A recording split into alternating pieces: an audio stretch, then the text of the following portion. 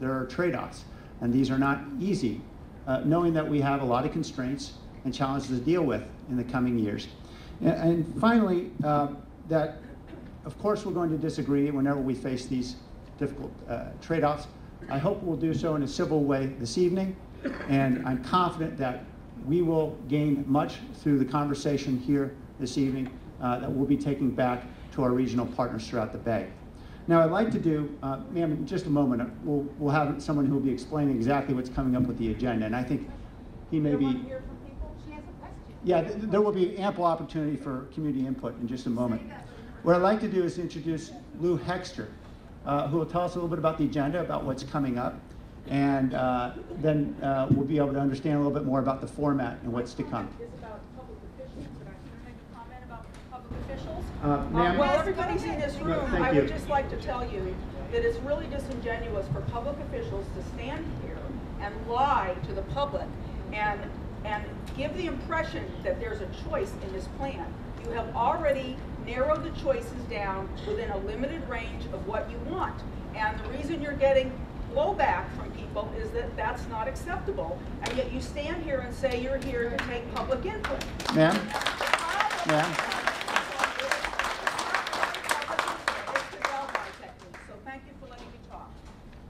Thank you, ma'am. Lou Hexter will be here to talk a little bit about our agenda and what's to come. And I hope that we'll be able to engage in input. I would like to speak. Before you move on to the next section, you went over how much you're going to reduce the particles per whatever, which has gone from 120 to 80 over the last 20 years. And you want to go another 7 and 15%. You have 5 scenarios that I don't know what they are that should be explained. All of these things need detailed discussion. And for you just to speak, put them out there, spout them out there. And I couldn't agree more, sir. And we're going to get to detailed discussion. If you're not going to interrupt the program, if you're not going to interrupt the program, then we'll be able to engage in detailed discussion. But we can't engage in detailed discussion, sir, if you're holding the floor. You know, you're supposed to make this a safe place to have a public. That's correct. And that's, do not, let me finish. You know, you're the one that's blowing the time now. So the 5 scenarios should be talked about. We should be talking about landscape and transportation and how that evolves and all of the aspects of that that apply to all of us, to this plan. Up to local governments and decisions, you know better than that. Just like the other gentleman the other night found out. You know better than that. Sir, you indicated you wanted to speak about landscape. Does everybody really want to talk about landscape in this room? I'm moving on. Landscaping? Okay. So, sir, what I would ask is, if you could have a seat. I know you're part of this, but sir, sit down. You'd let me Sir, please have a seat. No, I'm not going to allow you to finish. Why don't you sit down? We're going to have a public discussion in a civil way, in a respectful way, in which everyone can be heard, and not just those who wish to speak, and not just those who wish to speak the loudest. Thank you, sir. And now at this time, I'm going to introduce a gentleman who's actually going to tell us something about our agenda and how we'll all be able to engage in discourse, and not just those who want to stand up and speak, but in fact everybody who wants to have a conversation. Lou, please take it away. Thanks so much, Sam, and welcome to all of you. I'm really glad that you're here. Many of you are veterans of this workshop series and know that we've had some very, very lively discussions. And we have been adapting our process to accommodate as much as possible public comment. And I just want you to know that we are listening. We're taking detailed notes. Your comments are very important to this process. And I really appreciate what's been evolving over time to become a more and more civilized engagement with all of you. So thank you for that. We'll be collating, summarizing, and presenting the key public outreach findings in the months of March. What has been said in these meetings. There's going to be a staff recommendation in April to the MTC and ABAG boards regarding a preferred scenario, which includes a total investment strategy, and that's in April. ABAG and MTC are going to adopt a preferred scenario, at least according to this. How we're not doing just a straight public hearing. That's just how we're not doing it. Oh, I'm sorry. Come on in, grab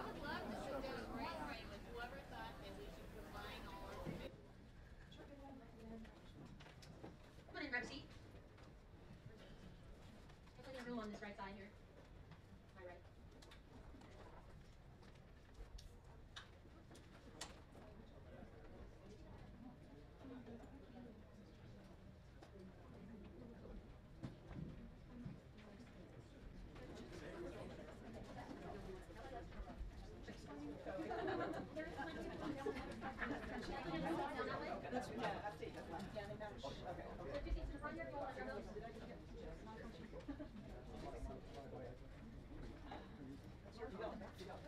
As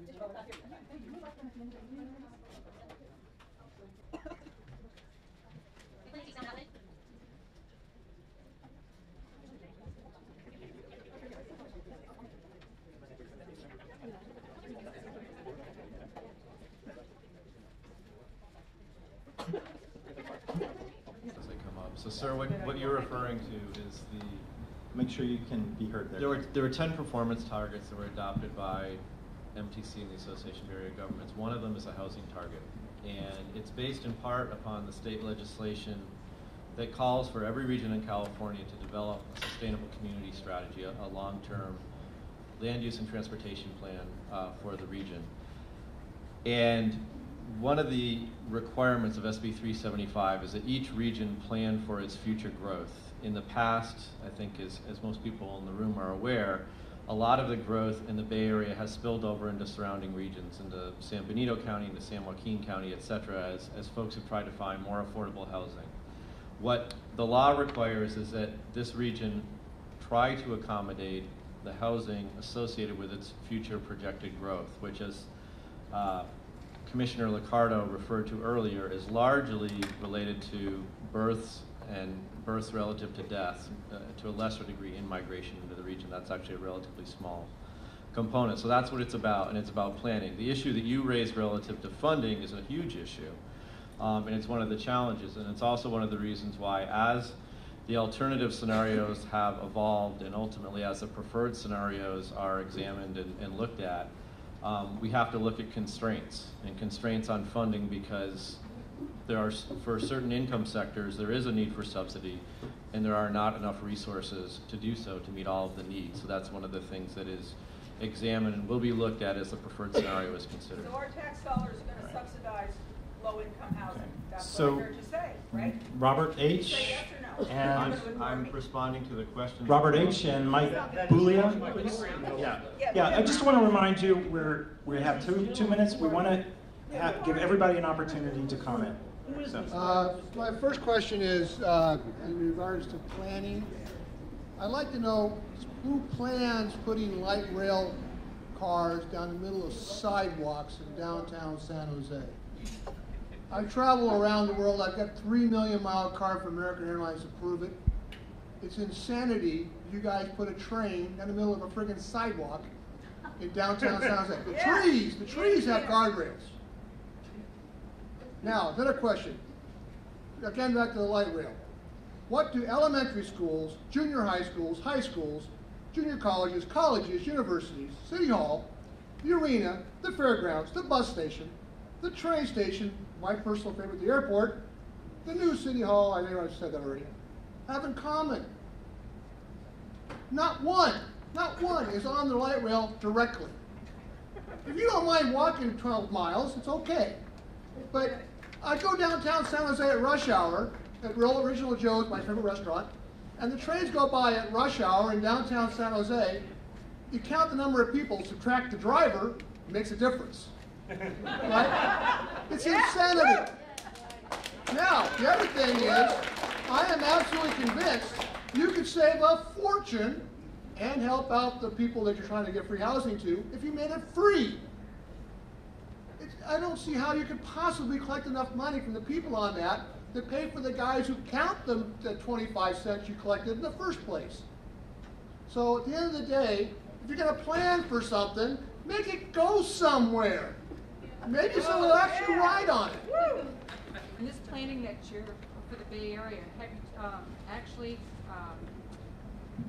there was an analysis by Randall O'Toole, a senior fellow at the Cato Institute, that talked about Portland, Oregon, who did the same thing that you're planning to do here, and it didn't work. Has anybody studied that? The city of Portland, Oregon? They were planning the same thing, and it found out that it didn't work. Okay, thank you. Well, so what's the comment to that? Are you going to repeat the same mistakes, or are you going to look at somebody that's already done this? You know, the definition of insanity is doing the same thing and expecting a different result. There are already examples in Portland. I heard that as a comment. Thank you. Ma'am, you're speaking out of turn, though, really. I think Jean suggested... Because those people go on We- addressing Please what her use our process, please, okay? Jean, I think we took your question as a Follow comment. your process. She asked a question. She asked a question. Somebody answer it. You know, in a corporation, somebody would jump up and answer. You guys are there. Answer. You guys are sitting there. Okay. She asked if you'd studied anything else, like Portland. We've studied and looked at many regions, both within California and other parts of the country, including Portland, Oregon. And there are many strengths of what Portland has done. There are many differences between that region and this region. It's a much smaller region. It has a different state context in terms of funding and other issues.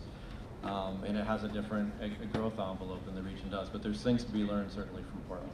And you know, that's a good Okay. point because Mike? San Jose is listed as one of the smart growth disasters. Mike, from what you're you've up done so next. far. You're out of turn. Yeah. Yes. Okay. Let's stick to the ground rules, please. I really want to ask you not to shout out, please. Let's do this civilly, or we won't do it at all. Okay. Mike. Hi there, Mr. Cobb. Looking at me? Hello. Thank you kindly for taking the questions. I have 2 minutes, right? 2 minutes. Okay, so Mike. I have two minutes and I Go, have Mike. a few short questions. The first question I have is that the idea that you're putting out there that if you create something, sponsor, subsidize, free housing or for low income, you're somehow going to resolve the issue of housing and the place being overcrowded. Well, I will tell you from what I've seen around that if you sponsor or subsidize anything, you're going to get more of it, not less. You're actually going to create, it's going to become a magnet because now everybody's going to want to come get something free. Okay, first point.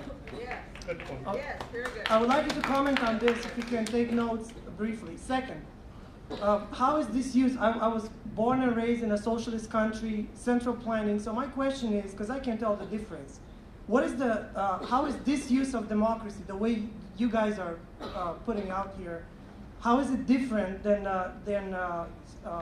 central planning governments in socialist countries? That's the second question. Good question. The third question, what is the total cost of this project? I understand it's in the hundreds of billions, but I would like a specific number, and if you can tell me briefly how much is coming from the federal government, how much comes from the state, and I'd like you to, in the light of that, to divide it by the population in the state of California, and tell us how much it comes, how much we're going to owe the taxpayer. Because you guys come and get out of the office, but we're going to be stuck with the bill and paying with the interest. And the last sub point on this is, I hope you're taking notes, because otherwise, yeah. The last point I'm trying, sub point on this issue is that with a national debt that is exceeding the national GDP, with $15 trillion in debt, and President Obama is going to ask for another $1.65 trillion. We're talking about over $16 trillion, and this thing is growing exponentially. Okay. Back to the state level, let me finish this quickly. Yeah, that's your time. Back to the state level, when the state of a lot of money, billions and billions of dollars. I would like you to tell me, with all this federal and state debt, how you guys think that you're going to spend all this money and go shopping with these grandiose plans about building, spending hundreds of billions of dollars. Okay, thank you. Thank you so much. I agree. Okay. So, Governor, I heard one question was about how much this process is costing. Do you have Something about the socialist stuff too. There was a question there. On the transportation side, and that I'm speaking for MTC, on the transportation side.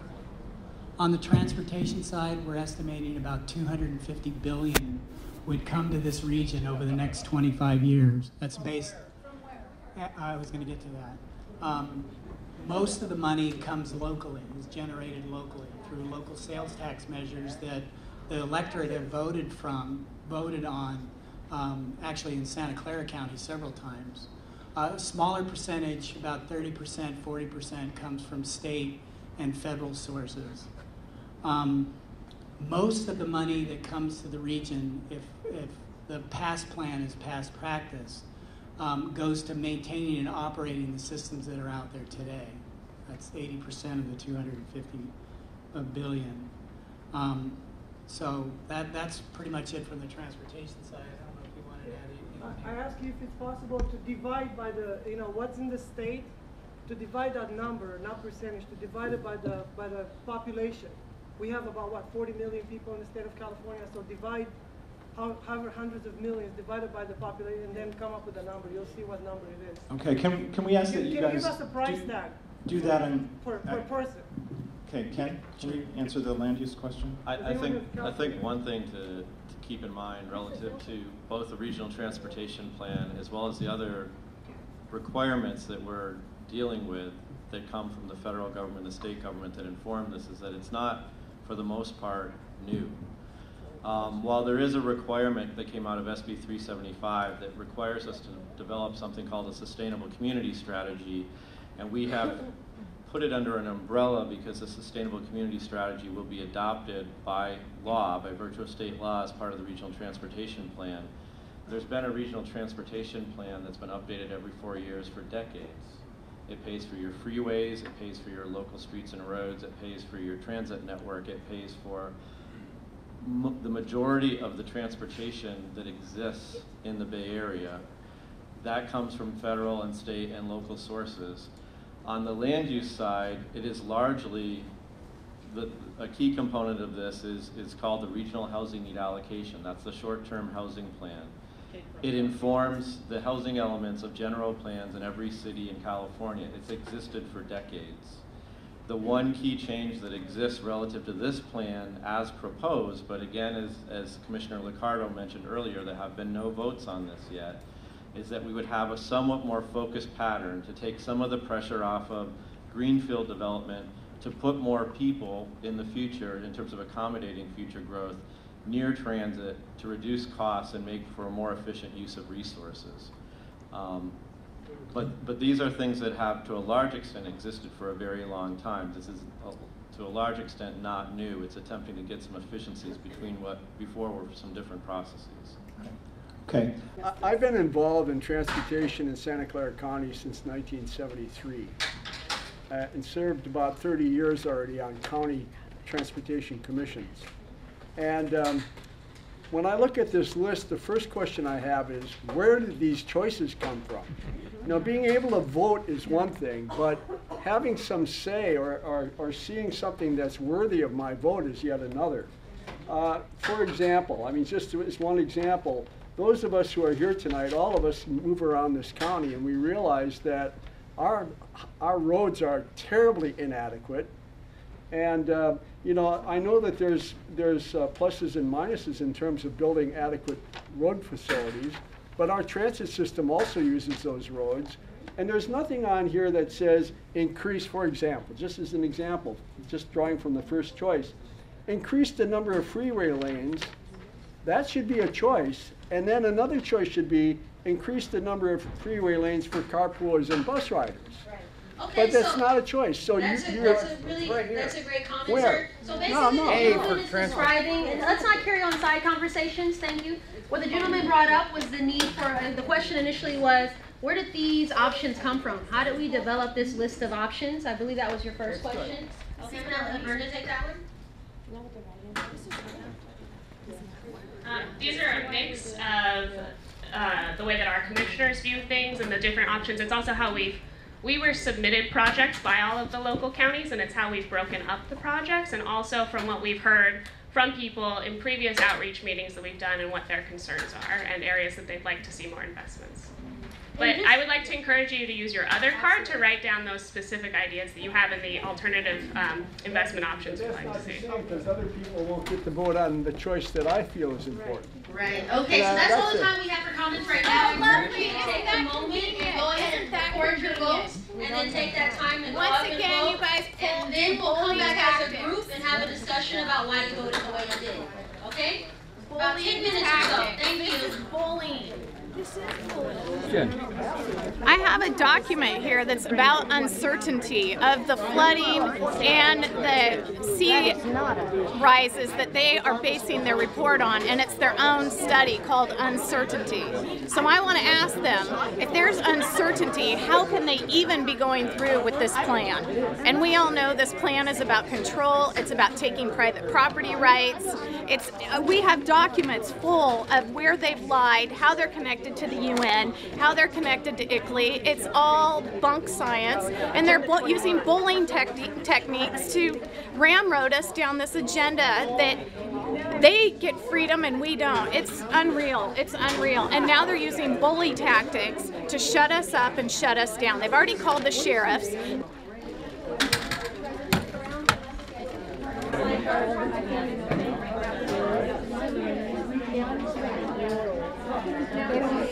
And for the entire Bay Area is to increase your ability to drive your car. Increase freeways, increase freeway lanes, increase major roads.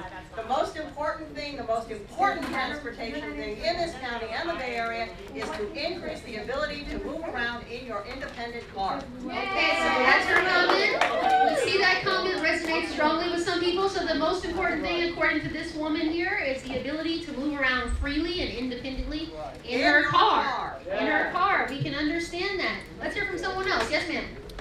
For me, it's more thinking long term. So sustainability as far as a non-renewable resource of gasoline, and then also just how we're not being active enough in so many factors, pollution, asthma, so anything actually to get people out of their cars.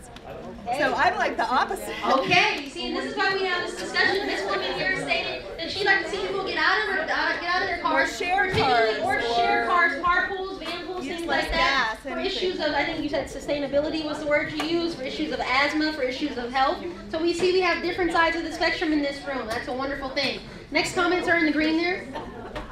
Yes. What I would say is that I think that if you look forward 30 years, it's very clear that if we continue to build our transportation system around the private car carrying one person, that is a completely broken, unsustainable model.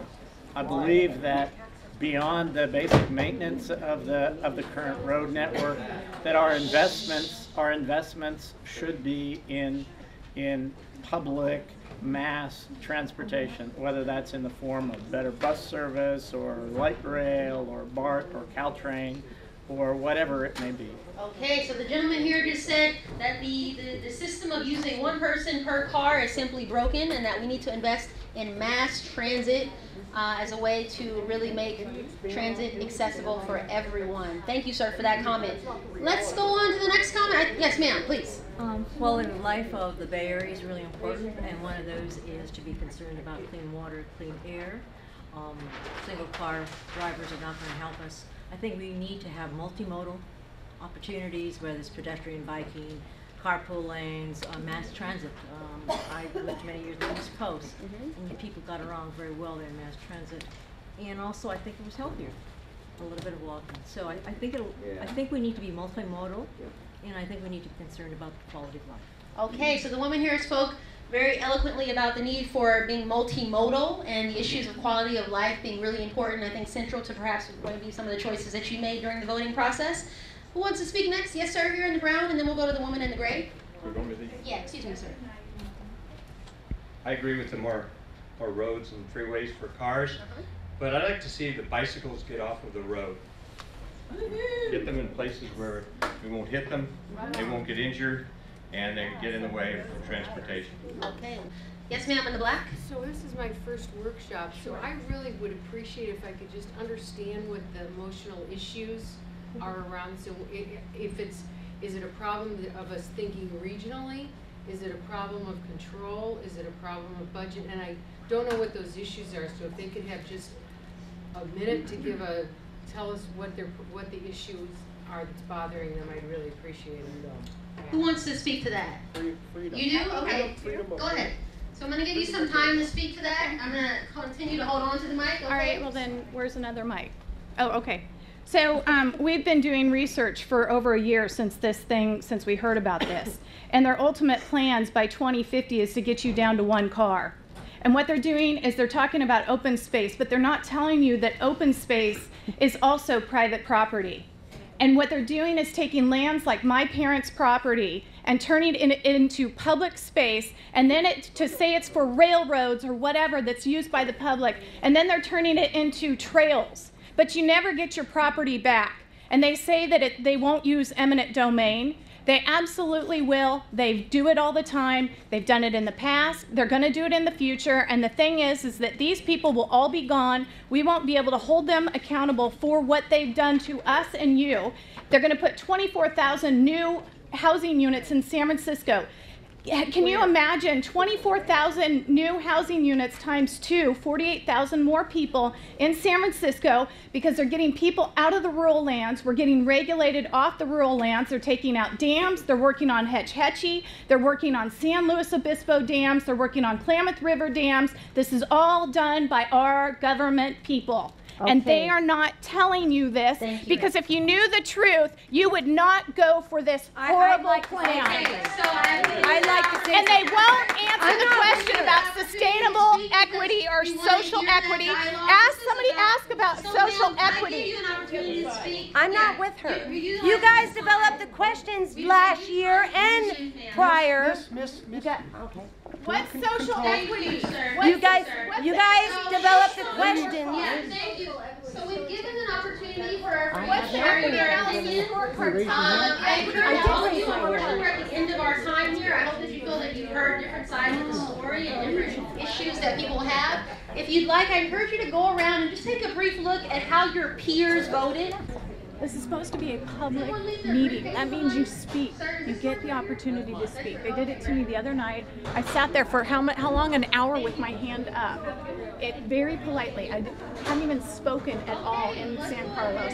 Had my hand up, and they ignored me the whole time because I was at a meeting before.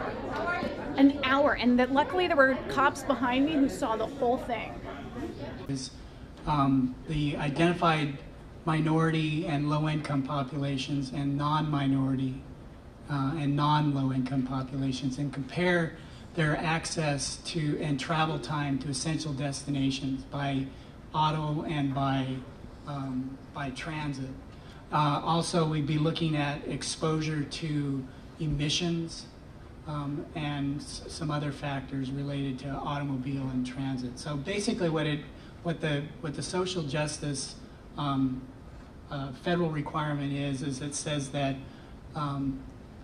income and minority need to share in the benefits of burden of the plan, and this is primarily talking about transportation access equally. What happened to equal justice? All right. What happened to equal justice? And so, this is not a social justice country. This okay. is an equal justice When your card is called, would you like to explain? Okay.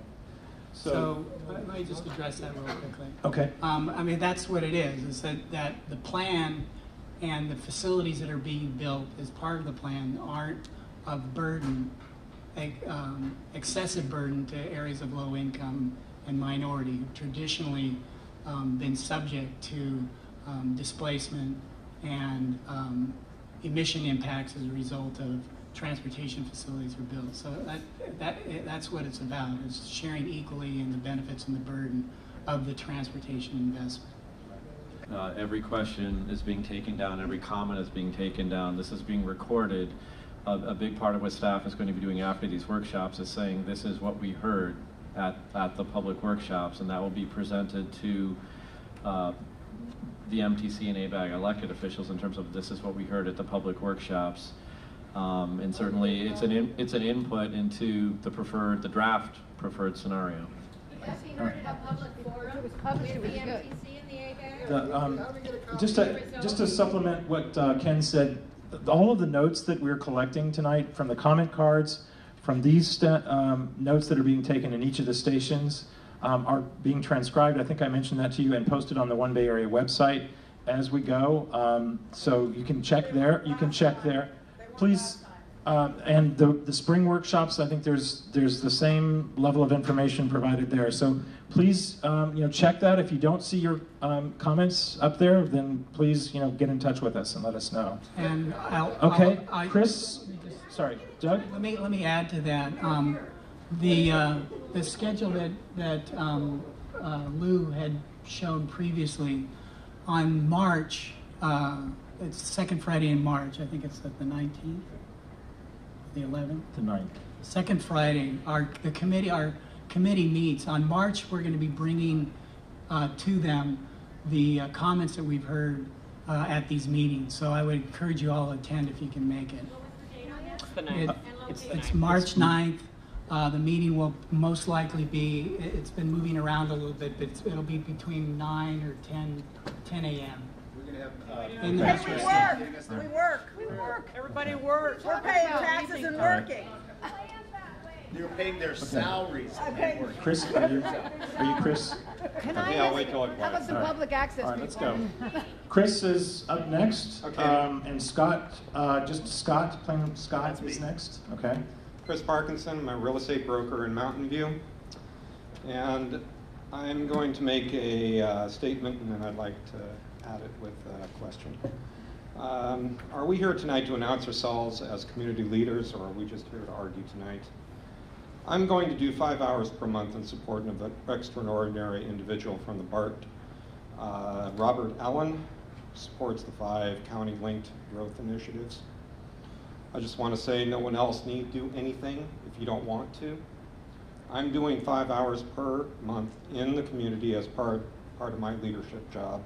And if anyone else would like to do that as well, I'd encourage it. Okay.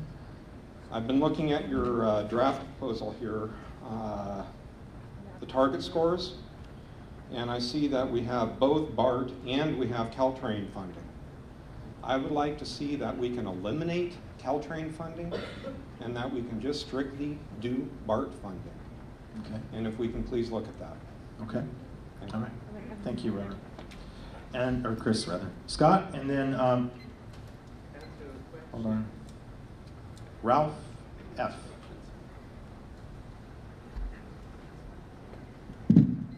Good evening. Talked to you guys before. This is my 4th meeting. It's great that you guys make adjustments. I see that you now have the ground rules. The other night I did ask if you would put the questions in a PowerPoint, display them up there, show us where they're at, and a possible solution date or an answer date, and what department's working on them. You guys did that work in a week. Why is Tina still up here writing on a white piece of paper? Then we can see what questions have already been asked. That would be very nice. Social equity was asked about the other night. You had a great, and tonight. I asked that question in room A, transportation. Excellent. Wait. The person up there didn't know the answer. Well, correct. The They didn't know. second person I asked told me I should join a social equity group, and what does it mean to me? Right. And she would not answer the question. Exactly, and that question has been asked for a week and a half. You guys have plenty of time to research that. No, we will know the answer. Mr. Kimsey, you're paid a very handsome salary. I know what you make. We talked about that the other night. 3 minutes. People in Contra Costa County got 3 minutes the other night. We get 2. Oh, wow. Is that social equity?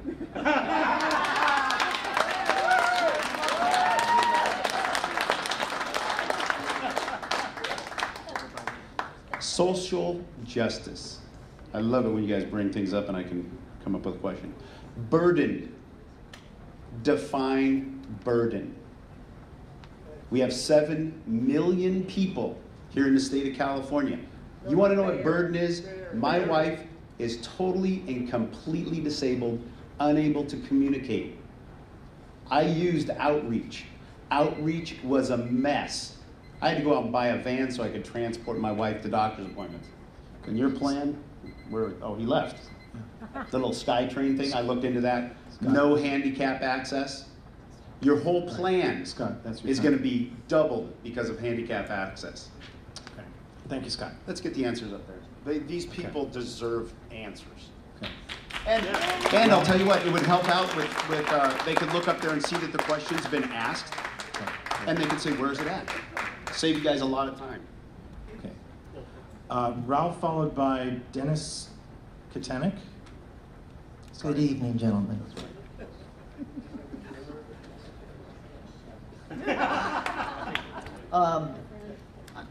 I wrote this morning down some questions. One of the things that, because you're bringing the federal government into this, which has got us heading towards 16 trillion of indebtedness and heading for 24 without a doubt.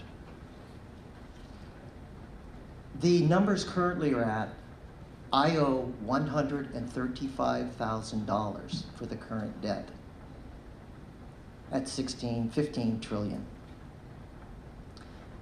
If I assume that it's going to increase exponentially to 124, every taxpayer, if you were honest, if the government was honest anymore, if the state was honest anymore, every one of us would be sitting with a bill at our desk or at our table, kitchen table, that said $130,000.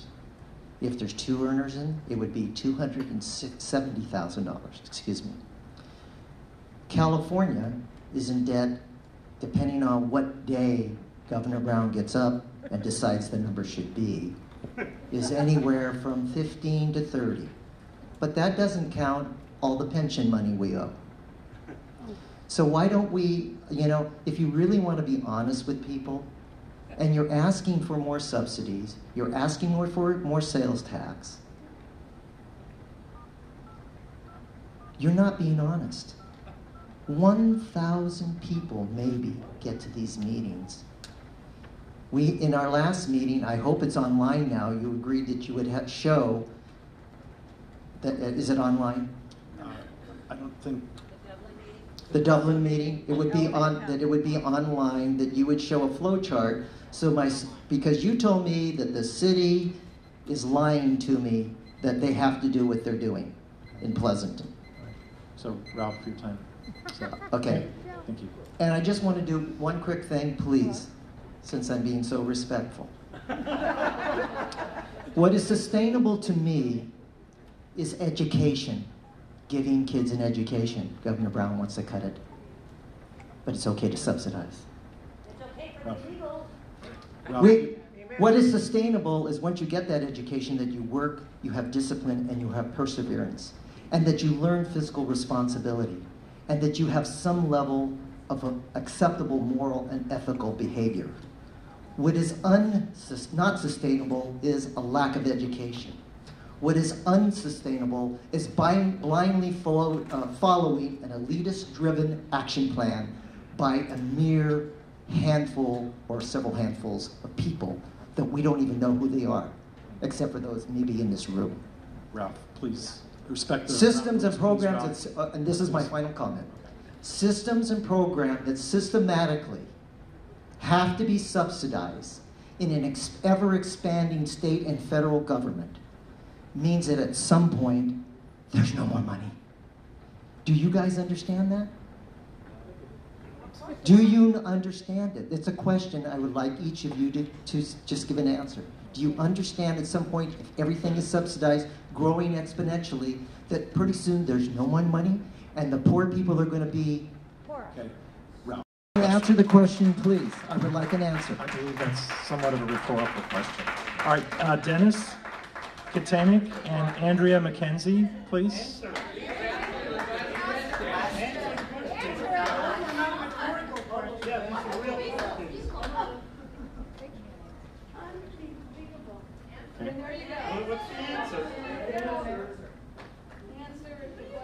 Who's the next person? Dennis, where's Dennis? That's a pretty simple question to answer, guys. Okay, next after Dennis. Who's after Dennis? We're not answering. Oh, I'm sorry. Okay. Are you gonna? He's back. Dennis Back Katenik, are you here? Back down. So you know when he back away from me. I'm just telling you. So you know when he comes up. Okay. Back away, please. Back away. She needs to back away.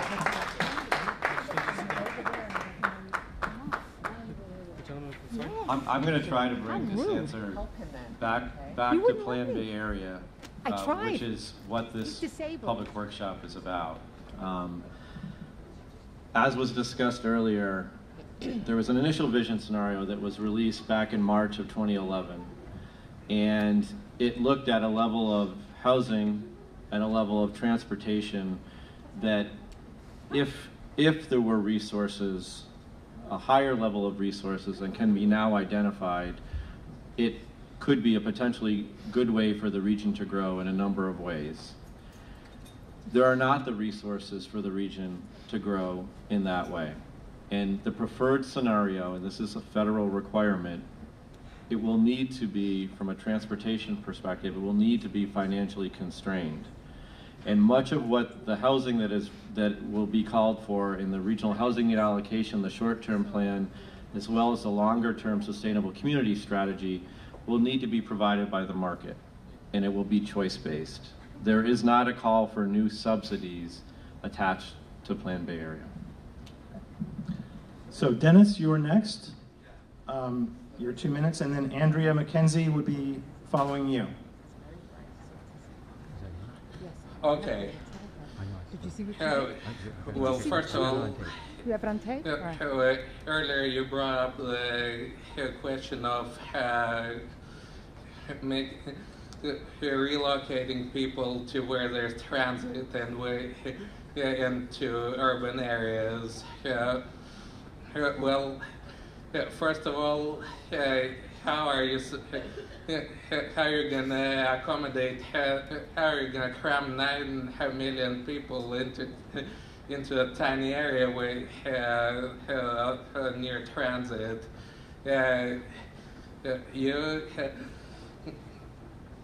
How are you planning to build high density housing, like you, because your plan definitely, all of the 5 plans that I looked at, they require you to build high density housing and to accommodate all those people. And trust me, I've lived in one of those, so I know what I'm talking about.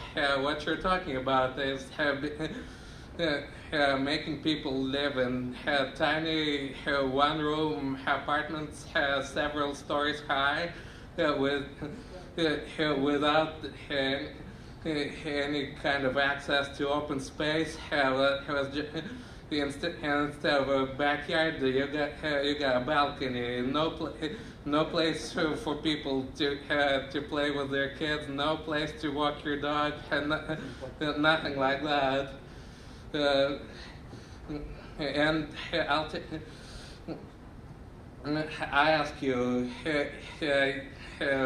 I ask all of you, first of all, is that what you want?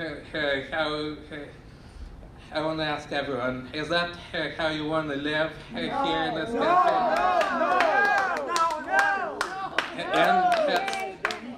And second of all, and for you people, since apparently nobody wants to live like that, how are you gonna make them move to that high density housing? Or are you just gonna take taxpayer money and pay for housing that nobody wants to live in? Yeah. And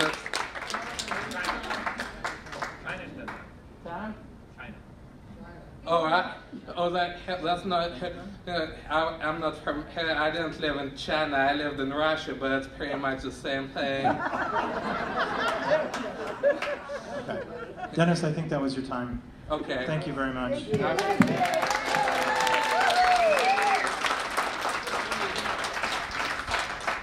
Andrea, and then Gabriel. Andrea McKenzie, are you here? Okay. Gabriel. Followed by Peter, sorry, Sonis? Sorrel? Soros? Right here. Okay, sorry. I don't really have a question. I was listening to you talking about giving what I assume you thought was an answer to whomever asked it. And what occurred to me is that nobody in this room, I mean, aside from the protesters, really seems to understand that it's not American what you're doing.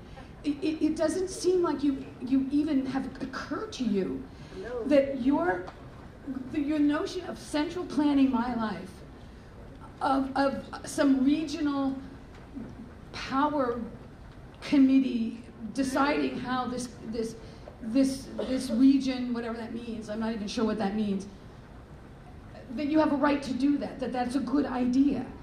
Has anybody even considered the fact that we should be free to decide what we want, the free market should be deciding all of this stuff, and that this is really a wild, crazy, anti-American notion that you're discussing here.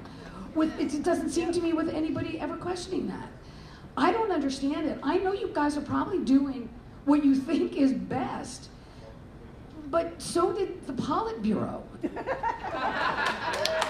One is that, with the gentleman who spoke previously, if what he said was what was happening, that would indeed be frightening. No one is going to be required to move anywhere. That isn't American, and that's not going to happen, and there is no basis to do that. To a large, if I may respond, to a large extent, if you look at the plans that have been developed in cities around the region, some cities, not all cities, but cities including San Jose, including the neighborhood we're in right now, that is the single most significant input to any of the scenarios we've worked on. The North San Jose plan involved a lot of work on the part of the city of San Jose in looking at how housing and employment could be accommodated here over time to change what is right now largely an office-oriented environment into one that would have jobs and housing and provide parks and amenities and so forth for people who would choose to live here. Living in, multi-family housing is not for everyone, and single-family neighborhoods in these scenarios have largely, or actually completely, been avoided. We're looking at areas where there's capacity near transit to provide options for people who want this option. In doing so, it should take some pressure off of smaller communities that don't want to grow, that don't want to see their open space developed. By maximizing and using the transit network we have, it should take some pressure off of the road network in terms of congestion and so forth that people don't like. So if you like single-family neighborhoods, if you like small town life, if you like that to remain intact, there is a lot about the sustainable community strategy, the general approach that the region is building upon, which is largely coming from local jurisdictions, that you should find beneficial. I think if there's one shortcoming of the public workshops is that by not talking about those individual pieces for this round, I think we end up talking at sort of this level, and we're not getting down to the level of what is actually being said in the scenarios. And I can understand why people would find that frustrating. But given a lot of what people have talked about, I think there are actually many elements of this that are in keeping with some of the issues that are being raised. Okay, thank you. Okay, Peter? Houses near transit, are you going to tear them all down? No, we're not. Okay. Good evening. Speakers have come before me. Mr. Sam Liccardo, Councilman, and everyone else here. I also share what you're feeling here, sir, gentlemen, gentleladies, is the angst that we all feel. And it isn't just from Plan 1 Bayarea, okay? I went up and I testified in front of the CPUC and PG&E about smart meters. Now, even if you don't believe it, I'm not getting into smart meters here, okay, but only to say that that's another area of angst that I have as a citizen because they can control my appliances even if there are no health problems with PG&E. Smart grid, smart meters. And PG&E is coming around to the point where maybe we better allow our consumers to have their analog meters. And I still have my analog meter. And but we're seeing this coming from all directions, not just from you, not just from tonight, not just from those that are attending a lot of these meetings. HR 1540, where they're stripping our Constitution away from us. For those that do pay attention, for those who are informed, the fact that an American citizen on American soil can be detained by the American military, put in a military prison, and President Obama says he will not enforce the full impact of that law against American citizens. So we're relying upon a verbal promise of the President of the United States. I read this stuff, and your intentions are probably all well and good. The other point that I'm trying to make is California, California competes with the rest of the world and with the rest of the United States. I have fantasy dreams about Texas, living in the hill country of Texas. My family's been in California for 4 generations. Both Sions, my both grandfathers helped build this state. Soule Steele and R.N. Burgess, who helped build Contra Costa County. I hate to think of leaving this state because of what we're doing here. Thank you. Thank you. Okay. Thank you. We're going to take our 5-minute break, and this is your chance, if you'd like, to move on to one of the other stations. I am a resident of Sunny Land use plan. At the beginning of that plan, it said that we did all these things, VTA did all these things to increase buses and transit, light rail. We did made all this effort to make transit more available to people. Before they did that, about 90% of the people used the cars. The rest was bicycles and transit. After they did that, 90% of the people used their car. So we know by definition that you can make all the transit available that you want. If people that want to use it, need to use it. Making it available doesn't make them. The bus went right in front of my condo complex and not a couple blocks from work. It was, and I lived by car 10 minutes from work. It wasn't difficult. It wouldn't have been difficult for me to use the bus, but it took me 10 minutes by car. It would normally take more than half an hour by bus.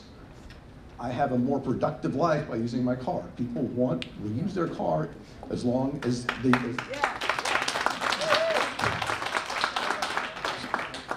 If your concern is global warming, the consensus of most scientists, I was just watching the thing the other night, most scientists believe that global warming will cause 1 foot of sea level rise in the next century. That's less than an inch a decade. Are you aware that over the last 100 years, the sea level has risen that exact amount? We're not drowning. You're saying that the freeways are threatened by global warming, by these floods. It's not going to happen. My last point is: are you actually going to? There's pretty much universally everybody here is against this. Are you going to go back to your plan and say, okay, well, everybody's against it, let's forget the whole thing? I don't think that's going to happen, but that's what should happen. We don't want this. Yeah. Thank you, Brad. Okay. Jay Fine and Roberta. I gave you my card, but you haven't picked me, and I want to ask,